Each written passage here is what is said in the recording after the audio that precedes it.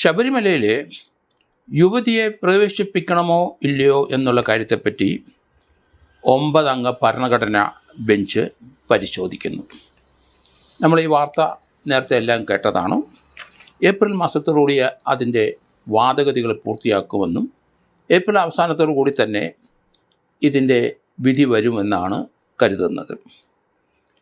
നേരത്തെ ശബരിമല പ്രവേശനം 3 അംഗ ഭരണഘടനാ ബെഞ്ചാണ് പരിശോധിച്ചത്. സ്ത്രീകളെ അവിടെ പ്രവേശിപ്പിച്ചുകൊണ്ടുള്ള ഉത്തരവ് വന്നു. ആ ഉത്തരവിന് പുനഃപരിശോധന ഹർജി ഫയൽ ചെയ്തിരുന്നു. അതനുസരിച്ചാണ് 9 അംഗ ഭരണഘടനാ ബെഞ്ചിനെ ഇത് പരിശോധിക്കാൻ ചീഫ് ജസ്റ്റിസ് സൂര്യകാന്ത് തീരുമാനമെടുത്തത്. അദ്ദേഹം ഉൾപ്പെടെ 9 പേരാണ് ഇത് പരിശോധിക്കുന്നത്. ഇതൊക്കെ നമ്മൾ മനസ്സിലാക്കിക്കൊണ്ട് കഴിഞ്ഞു.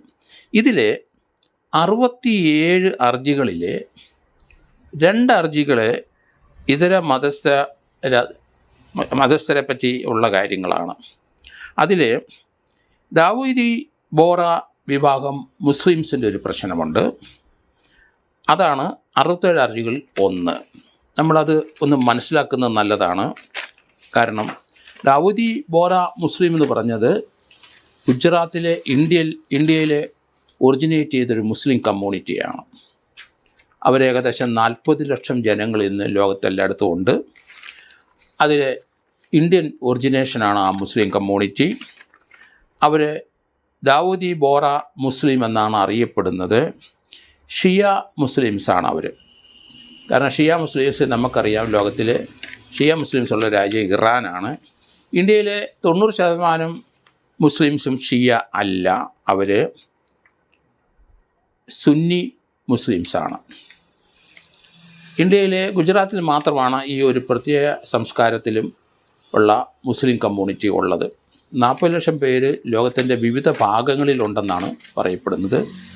ഈ കമ്മ്യൂണിറ്റി വളരെയധികം സാമ്പത്തികമായ ഉയർന്ന നിലവാരത്തിലുള്ള ഒരു മുസ്ലിം കമ്മ്യൂണിറ്റിയാണ്.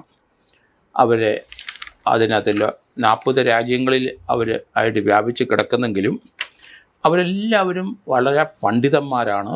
IT പ്രൊഫഷണൽസുണ്ട്, അവർ എൻജിനീയേഴ്സുണ്ട്, ഡോക്ടേഴ്സുണ്ട്, വലിയ വലിയ വ്യവസായികളുണ്ട്. സാമ്പത്തികമായി ഉന്നതിയിൽ നിൽക്കുന്ന ഗുജറാത്തി മുസ്ലിംസാണ് അവർ.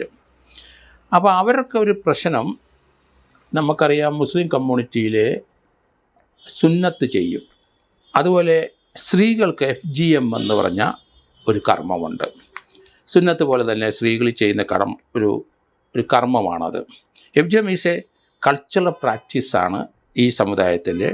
ഫീമെയിൽ ജനൈറ്റൽ മ്യൂട്ടിലേഷൻ എന്നാണ് അതിന് പറയുന്നത്.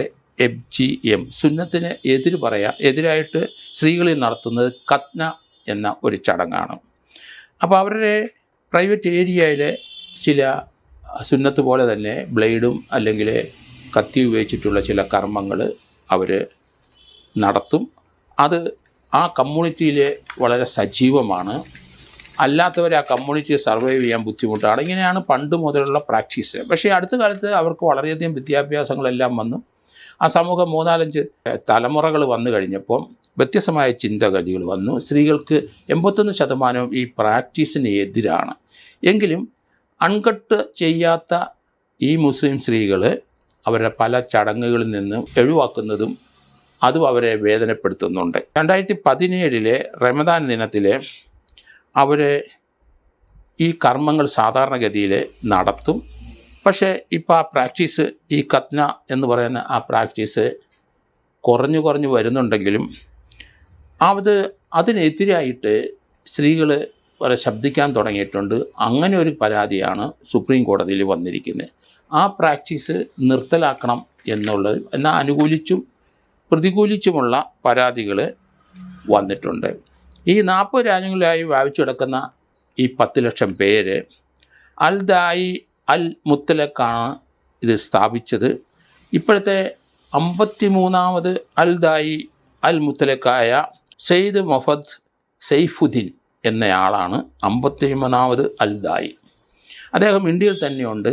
ഇവരുടെ സ്പിരിച്വലായിട്ടുള്ള ആത്മീയമായ കാര്യങ്ങളും അഡ്മിനിസ്ട്രേറ്റീവായ കാര്യങ്ങളും എല്ലാം ലീഡർഷിപ്പ് കൊടുക്കുന്നത് ഈ 10 ലക്ഷം പേർക്കും കൊടുക്കുന്നത് ഇവരുടെ ഇപ്പോഴത്തെ 53ാമത് അൽ-ദായി എന്ന വ്യക്തി, അൽ-ദായി ചുമതല വഹിക്കുന്ന ആളാണ്. അദ്ദേഹമാണ് ഇവരെ നിയന്ത്രിക്കുന്നത്. ഇവർ ഗുജറാത്തിലെ പ്രാചീനമായ ലൈസൻ അൽ ദാവത്ത് എന്ന ഒരു ഭാഷ ഇവർ സംസാരിക്കും. ആ ഭാഷ കൂടാതെ അറബിക് ഭാഷയും ഇവർ സംസാരിക്കും, ഉറുദും ഇവർ സംസാരിക്കുന്നവരാണ്. പുരുഷന്മാരൊക്കെ സ്വർണ്ണ അലുക്കുകളുള്ള തൊപ്പികൾ വെക്കണം ഇവർക്ക്. അതുപോലെ സ്ത്രീകൾ കളർഫുള്ളായ വസ്ത്രങ്ങൾ ധരിച്ച് വേണം വരാൻ. ഇങ്ങനെ ഉള്ള ഒരു പ്രത്യേക വസ്ത്രധാരണം ഉള്ള പുരുഷന്മാരും സ്ത്രീകളുമാണ് ഈ മുസ്ലിം കമ്മ്യൂണിറ്റിയിലുള്ളത്. യഥാർത്ഥ ഇമാം മുഹമ്മദിൻ്റെ കുടുംബത്തിലെ വംശക്കാരൻ തന്നെയാണ് എന്നാണ് ഇവർ വിശ്വസിക്കുന്നത്. അല്ലാത്ത ഇമാമിനെ ഇവർ അംഗീകരിക്കത്തില്ല. എങ്കിലും സ്ത്രീകൾ വളരെയധികം കളർഫുള്ളായിട്ടും അത് തലയിലും അവരിട്ടിരിക്കുന്ന ഡ്രസ്സുകളെല്ലാം വളരെ കളർഫുള്ളായിരിക്കണമെന്ന് ഇവർക്ക് നിർബന്ധമുണ്ട്. നല്ല വിദ്യാഭ്യാസമുള്ളവരാണ് ഇവർ. അവിടെ ബിസിനസ്സുകാരും അതുപോലെ ഡോക്ടേഴ്സും എൻജിനീയേഴ്സൊക്കെ ധാരാളം പേര് ഇവിടെ ഉണ്ട്. അപ്പം ഒരു പ്രത്യേക കൾട്ട് സംസ്കാരത്തിൽ തന്നെയാണ് ഈ മുസ്ലിം കമ്മ്യൂണിറ്റി വരുന്നത്. ദാവൂദി ബോറ മുസ്ലിമിൻ്റെ 1-2 പരാതികൾ ഈ 67 ഹർജികളിലുണ്ട്. അപ്പോൾ അതാണ് ഈ ഹർജികൾക്കുള്ള പ്രത്യേക. അതേപ്പറ്റി 9 അംഗ ഭരണഘടനാ ബെഞ്ച് എന്ത് തീരുമാനം ഉണ്ടാവും? നമുക്കറിയാം, ഇന്ത്യയിലെ ഭരണഘടന അനുസരിച്ച് നമുക്ക് ഏത് മതത്തിലും വിശ്വസിക്കാം, ഏത് മതാചാരം വേണമെങ്കിലും നടത്താം, അതിനൊന്നും തടസ്സമില്ല ഇന്ത്യൻ ഭരണഘടനയ്ക്ക്. പക്ഷേ ഒരാളുടെ ജീവനും ആരോഗ്യപരമായ പ്രശ്നത്തിന് അത് അങ്ങനെയുള്ള ചടങ്ങുകൾ ഏതെങ്കിലും മതവിഭാഗത്തിലുണ്ടെങ്കിൽ അത് ഇന്ത്യയിൽ അനുവദനീയമല്ല. ഏത് മതത്തിൽ നമുക്ക് വിശ്വസിക്കാം, പ്രാക്ടീസ് ചെയ്യാം. പക്ഷേ മതത്തിൻ്റെ ആചാരങ്ങളും അനുഷ്ഠാനങ്ങളും അത് ഒരു വ്യക്തിയുടെ ജീവനെ ഹനിക്കുന്നതോ അല്ലെങ്കിൽ ആ രീതിയിലുള്ളൊരു പ്രാർത്ഥന ആണെങ്കിൽ അത് ഇന്ത്യയിൽ നടക്കില്ല. അതുപോലെ തന്നെ പബ്ലിക് ഹെൽത്ത്, അവരുടെ ഹെൽത്ത് കാര്യങ്ങൾ അതിനും വിഘാതമായി ചെയ്യുന്ന ആചാരങ്ങളും അനുഷ്ഠാനങ്ങളും ഇന്ത്യയിൽ അനുവദിക്കത്തില്ല. ഗവൺമെൻറ്റിന് ഇടപെടാം ആ കാര്യത്തിൽ. ഏതായാലും ഗുജറാത്തിലെ ഈ പ്രത്യേക കമ്മ്യൂണിറ്റിയിലുള്ള മുസ്ലിംകൾ അത് ഇന്ത്യൻ ഒറിജിനാണ്. അവരുടെ 1-2 പരാതികളും ഈ ഭരണഘടനാ ബെഞ്ച് പരിശോധിക്കുന്നത് ആണ് നമുക്കൊക്കെ കൂടുതൽ അതേപ്പറ്റിയുള്ള അറിയാനുള്ള ആഗ്രഹം തോന്നുന്നത്.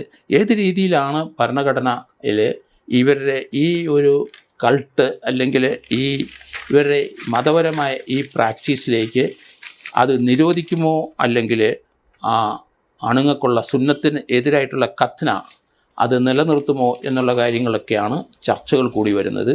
അതുകൊണ്ട് നമുക്ക് പരിചിതമല്ലാത്ത ഒരു മേഖലയായതുകൊണ്ടാണ് ഇതേപ്പറ്റി ഞാൻ കൂടുതലായി പറയാൻ തന്നെ കാരണം.